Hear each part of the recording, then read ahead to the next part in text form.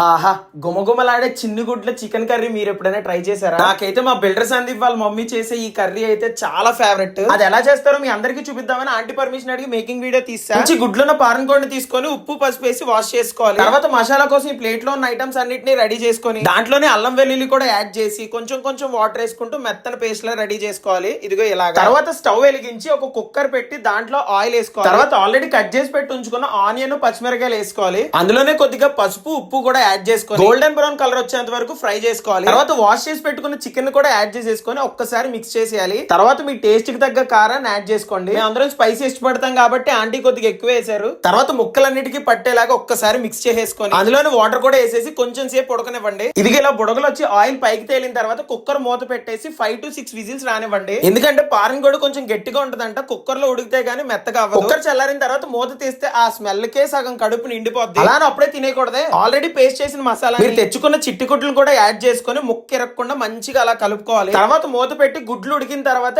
Taste చూసి అన్ని సరిపోతే ఓకే, లేదంటే కారం ఉప్పు అడ్జస్ట్ చేసుకోండి. ఇంకా ఫైనల్ గా ప్లేట్ లోకి తీసుకొని ఆనియన్ నిమ్మకాయ పక్కన పెట్టుకొని ఒక్కొక్క ముక్క తింటుంటే స్వర్గానికి ఒక్కొక్క మెట్టు ఎక్కుతున్నట్టు ఉంటది. మా బిల్డర్ సందీప్ అయితే అదృష్టవంతుడు. ఎప్పుడు కావాలంటే అప్పుడు చేయించుకోవచ్చు. అందరికీ అంత అదృష్టం ఉండదు కదా. మీరు కూడా ట్రై చేసి ఎలా ఉందో కామెంట్ చేసేయండి.